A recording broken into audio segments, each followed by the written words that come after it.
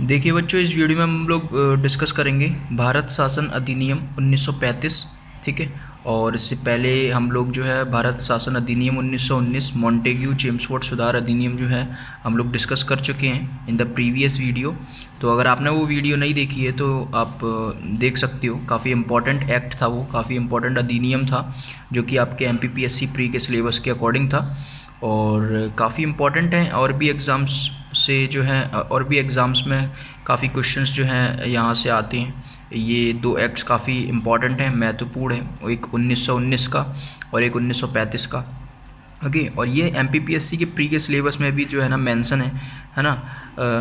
तो आपको ये पढ़ना चाहिए और इसको स्किप ना करें बिल्कुल। तो इस वीडियो में हम लोग अच्छे से जान लेंगे 1935 का भारत शासन अधिनियम, इसके तहत क्या क्या प्रावधान किए गए, क्या क्या प्रोविजंस थे, क्या क्या बदलाव किए गए, क्या क्या जोड़े गए।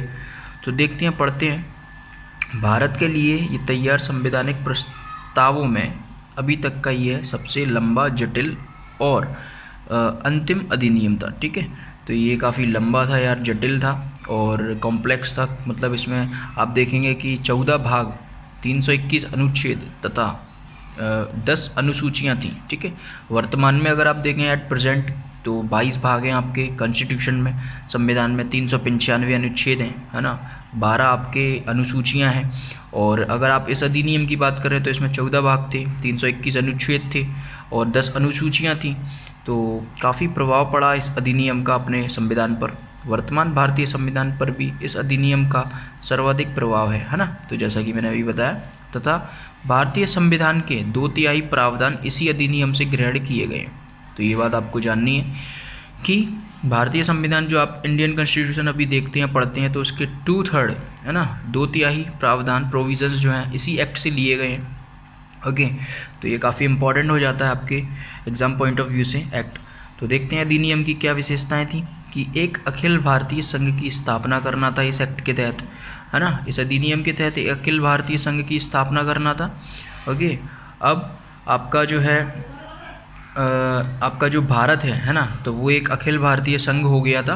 और इसके तहत आपके फिर इसके बाद 1947 का स्वतंत्रता अधिनियम आया, उसके तहत 2 डोमिनियन राज्य जो हैं बनाए गए। ओके। और उसके तहत आप देखेंगे भारत का बंटवारा हुआ, पाकिस्तान और भारत में जो है ये बंटवारा हुआ। 1947 का अधिनियम है ये ना, भारत स्वतंत्रता अधिनियम, ये 1935 का है। ठीक है। तो यहाँ अभी अखिल भारतीय संघ की स्थापना की गई और प्रांतों में द्वैत शासन व्यवस्था समाप्त कर दी गई। ओके। प्रांतों में अगर अपन बात करें, स्टेट्स में, प्रोविंस में, तो द्वैत शासन प्रणाली जो है ना लागू की गई थी 1919 के अधिनियम में, जैसा कि हम लोग पहले पढ़ चुके हैं। 1919 का अधिनियम मॉन्टेग्यू चेम्सफोर्ड सुधार अधिनियम था। उसमें प्रांतों में अगर आप देखें, 8 प्रांतों में जो थे द्वैत शासन प्रणाली लागू की गई थी, DRK जिसे बोलते हैं, है ना।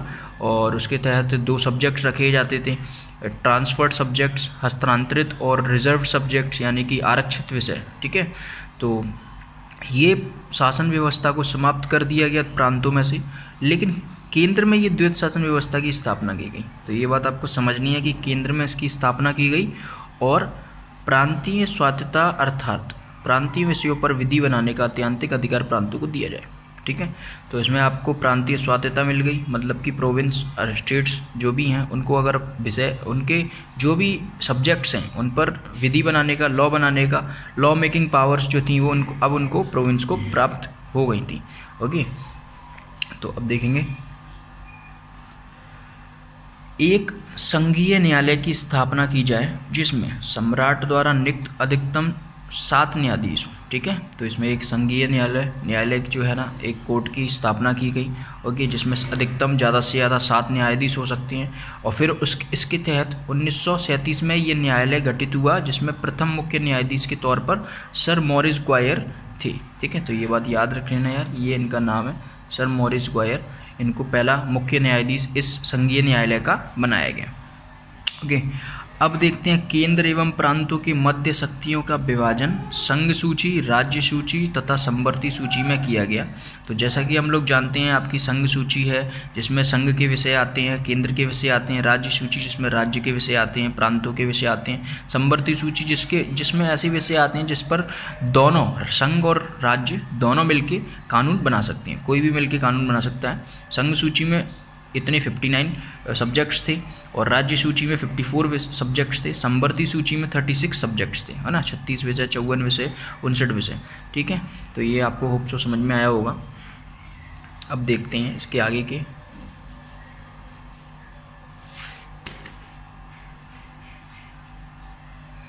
देखिए, अब इसमें बताया गया है कि प्रांतों में द्विसदनीय विधानमंडल की स्थापना की गई। तो बेटा ये आपको जो है ना समझना है कि द्विसदन, अभी आप देखते हैं स्टेट्स में द्विसदन होते हैं, है ना, विधानमंडल होता है। तो विधानमंडल के तहत आप देख सकते हैं विधान परिषद, उच्च सदन, और विधानसभा निम्न सदन, है ना। अभी प्रेजेंटली 7 राज्य ऐसे हैं, ओके, तो जिसमें जो है आपका विधानमंडल है, 2 सदन उसमें पाए गए हैं, और उसमें विधानसभा है ना, निम्न सदन, और विधान परिषद है। ठीक है, ऐसे 7 राज्य हैं आपके स्टेट उसमें इंडिया में, ओके, तो जिनके अंतर्गत ये चीज़ें आती हैं। दो सदन विधानमंडल आता है, और बाकी में अगर आप देखें तो केवल विधानसभा ही रहती है, ओके।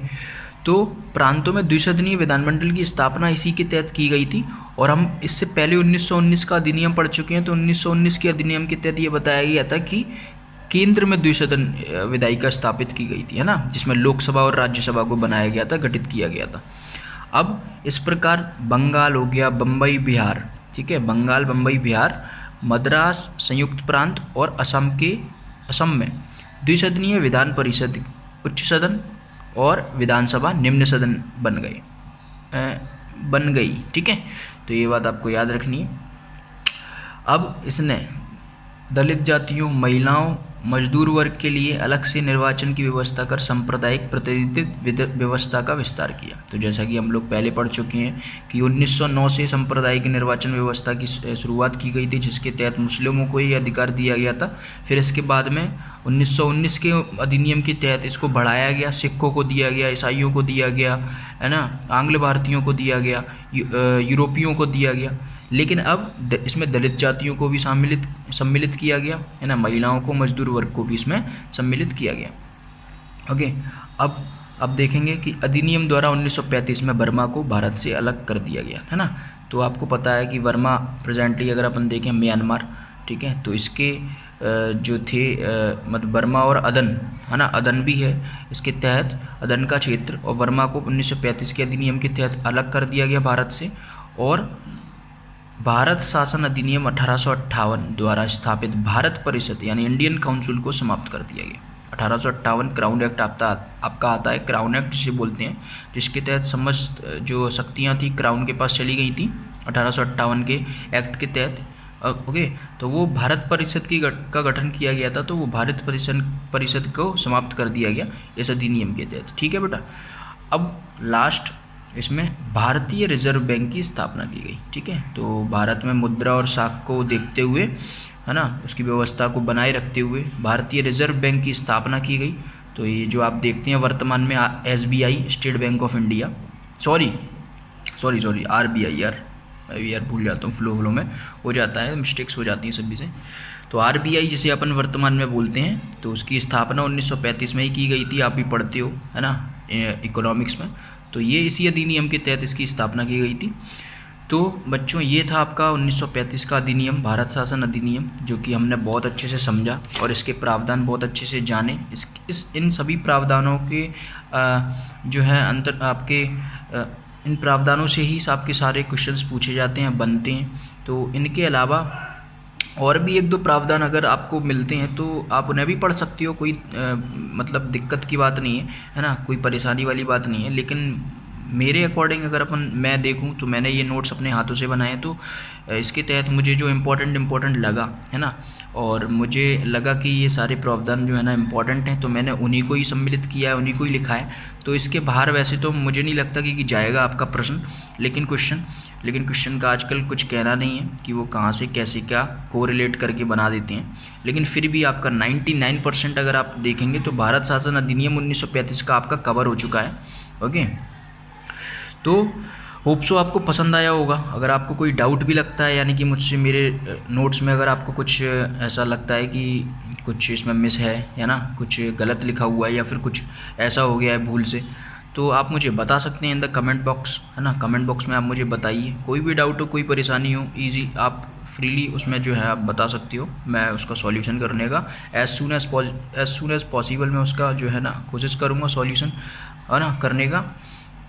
और वीडियो अच्छा लगता है तो लाइक करें, सब्सक्राइब करें चैनल को, नए हैं तो, है ना, और शेयर करें टू द नीडी स्टूडेंट्स, ऐसे बच्चों तक फैलाएं जिन्हें इन वीडियोस की ज़रूरत है। ठीक है, काफ़ी मेहनत से बनते हैं यार ये वीडियोस, तो काफ़ी अप्रिसिएट करें, है ना, मोटिवेट करें। मिलते हैं in the next video, till then goodbye, take care and thank you.